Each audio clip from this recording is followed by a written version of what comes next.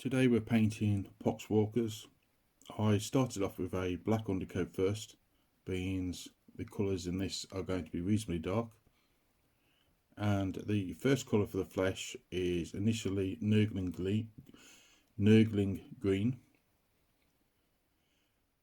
After this I've done a dry brush with Underhive Ash just to try and pick out some of the details for the fleshy areas.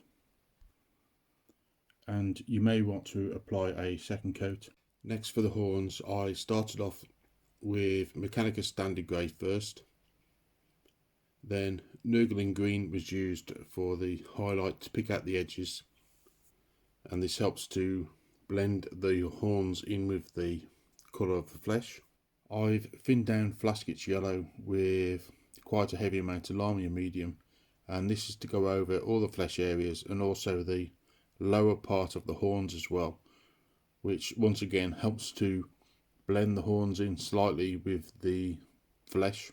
For the intestines, I first off painted them with blood red, and once this was dry, blood for the blood god was applied over the area, but you need to paint the blood red first just to make sure that there's no other contaminating colours in this area, and then the blood for the blood god would give it a nice sticky look.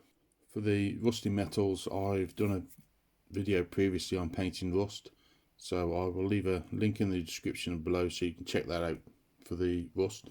For the cloth areas on these miniatures, the initial coats were Bugman Glow, and you want to make sure you got a good base coat of this, being it's the first colour.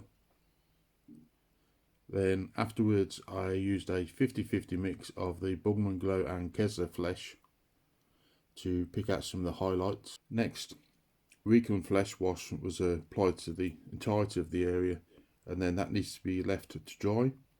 After that, another coat of Kesler Flesh was applied, only this time it's without the Bugman Glow, and you're using it just to pick out the highlighted areas, just to make the cloth stand out.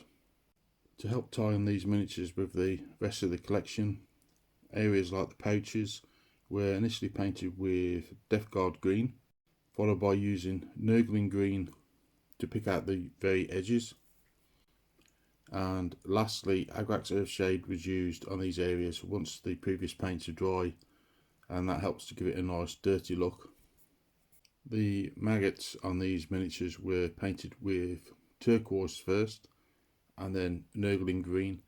This way they look slightly different to the fleshy colours on the rest of the miniature, but at the same time somewhat similar, being you're using the Nurgling Green again.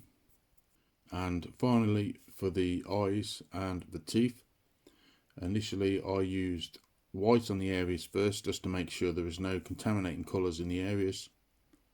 I then applied some thinned down Flasket's Yellow on both the eyes and the teeth. Then I obviously put the pupils into the eyes, and then lastly Agrax Earthshade was applied into the teeth areas to try and give them a nice dirty look. If you like the video, remember to subscribe, click the notification bell, and also share the video with your friends.